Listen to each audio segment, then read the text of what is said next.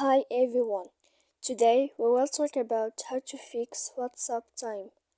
To know how to fix or how to solve WhatsApp time, you should just go to settings like this. You will click.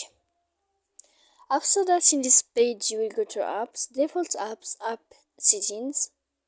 When you will see this list, you will go down to find the application of WhatsApp and you will enter.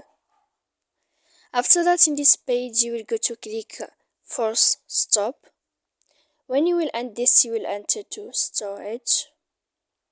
After that, in this page, you will click clear cache. And then you will go to click clear data. And after all that, you can update your application. So please don't forget to support us by like and subscribe. See you next time in another video.